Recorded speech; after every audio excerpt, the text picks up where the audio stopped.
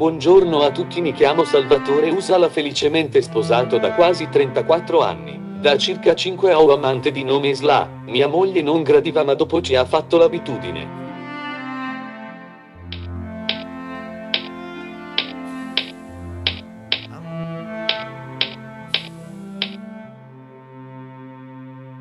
La malattia è una costante certezza che accompagna l'umanità. Negli ultimi decenni la medicina ha fatto passi da gigante, soprattutto grazie allo sviluppo dell'elettronica e dell'informatica, che ha dato un determinante sviluppo alla prevenzione e alla diagnosi.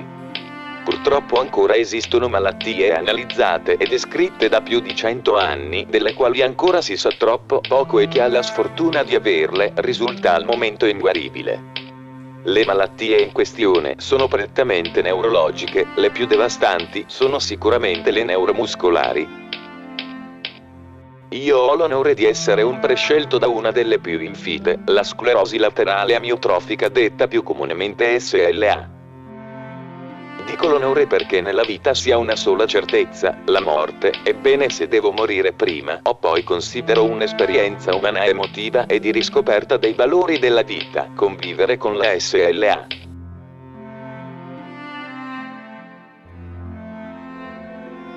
Non voglio certamente dire che se domani guarisco sarei scontento. Bisogna considerare che ci sono tante cose tragiche che possono capitare nella vita, che sono chiaramente inaccettabili. Io non riesco a fare la vittima, e perciò sin dal primo momento ho deciso che la mia vita, che mi consentiva libertà di fare autonomamente tutto, era finita. Iniziava una vita nuova e diversa, con una qualità man mano decrescente, con la quale ho deciso di convivere.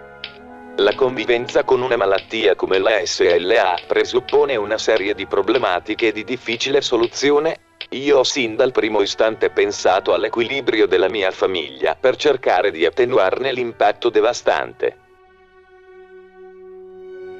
Pur essendo una malattia inguaribile e chiaramente curabile sotto molti punti di vista, bisogna adeguare il decadimento fisico rafforzando quello psicologico, cosa non semplice ma fattibile se si riesce a trovare una rete assistenziale di supporto.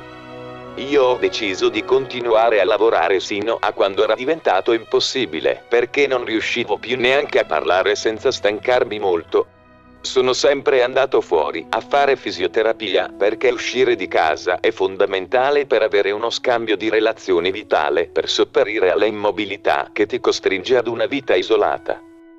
Quando si arriva alla deficienza respiratoria le cose cambiano con la prima avvisaglia che ti costringe a fare la PEG. Man mano la ventilazione non invasiva diventa sempre più costante nella giornata e le secrezioni ti intasano, impedendoti un'adeguata ossigenazione con conseguenti scompensi generali. Inizia la fase più difficile, con ansia e timori di trovarsi senza aria. Arriva la tracheostomia conseguente ad una crisi più seria. Personalmente ho scelto di farla prima di arrivare in condizioni di emergenza assoluta. Non è stata né un trauma né un problema, è stato piacevole scoprire che non dovevi litigare con l'aria introdabile. Dopo un'operazione di questo genere cambia tutto. La mobilità è ridottissima, il controllo vigile di una persona 24 ore al giorno è indispensabile, la verifica di parametri vitali, il controllo della stomia, il cambio cannula, la verifica delle apparecchiature di supporto sono operazioni riservate a medici e infermieri di rianimazione che hanno la professionalità e l'esperienza indispensabile.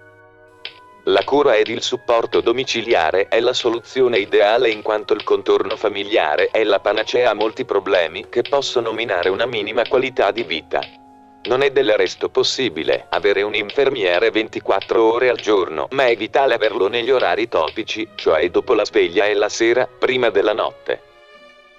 La funzione di supporto deve essere sempre accompagnata alla indispensabile formazione del familiare e dell'assistente addetto alla cura del malato, che nel mio caso sono mia moglie durante la notte e una giovane assistente durante il giorno, oltre chiaramente agli infermieri dell'ADI e della rianimazione. In Sardegna è stata fatta una delibera per la cura e l'assistenza dei malati SLA che consente, insieme al progetto Ritornare a casa, di poter gestire in casa o in una RSA malati che hanno una criticità altissima. Ma tutte queste cure ed assistenze sono solo una parte dei bisogni esistenziali che servono a mantenere una voglia di vivere.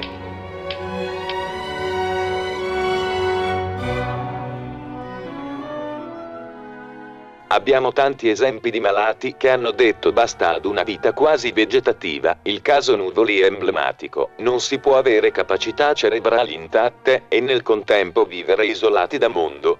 Una soluzione adeguata è oggi data dalla tecnologia che consente di utilizzare un personal computer gestendo con gli occhi le funzioni deputate alle mani.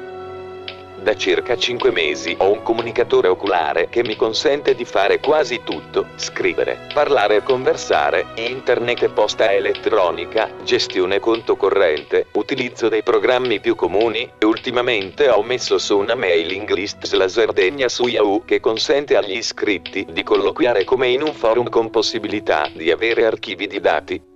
Lo scopo principale è di avere in rete un processo di automutuo aiuto coinvolgendo tutti, malati, familiari, amici, specialisti che si offrono per consulenze specifiche, il tutto per consentire un dialogo e un confronto di esperienze che rendano più confortevole la vita e la malattia.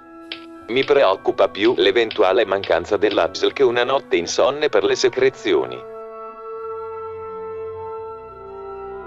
Un altro aspetto fondamentale, il più importante, della cura della persona sono i rapporti umani. Non esiste cura o computer che può sostituire il calore umano in tutte le sue manifestazioni: affetto, amore, carezze, sguardi, coccole, complicità, tenerezza e tutte quelle manifestazioni che solo i tuoi cari ti possono dare.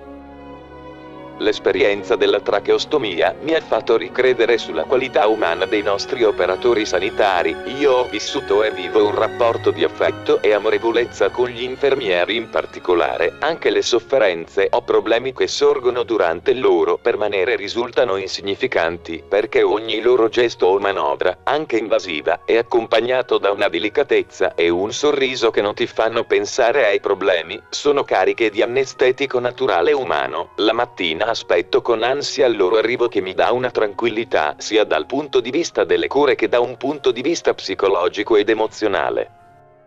Questa è la mia storia che mi consente di vivere con serenità, tranquillità e direi anche gratificazione la mia seconda vita. Guai se un qualsiasi tassello venisse a mancare, sarebbe la rovina di un equilibrio perfetto. Il mio cruccio è che non tutte le situazioni in Italia, ed in particolare in Sardegna, sono rosee come la mia. Ci sono troppe differenze tra le varie USL che non consentono un'eguale presa in carico. Ci sono malati e famiglie che soffrono per mancanza totale di un supporto logistico che gli consenta di fruire di quei diritti consolidati. Molti comuni vivono in una realtà di ignoranza più totale delle norme e delle leggi. Bisogna lavorare ancora tanto perché un domani la voglia di vivere prevalga sulla disperazione, con un ritorno anche economico-sociale di grande rilevanza. Le lungodegenze in rianimazione costano alla collettività tanto in termini economici e riducono alla stregua di animali in gabbia i malati. La nostra opulenta società non può non mettere in cima alle priorità l'essere umano con la sua dignità, le sue debolezze e i suoi bisogni, curando certamente le giuste esigenze dei bilanci senza trascurare livelli minimi di assistenza fisica e psicologica.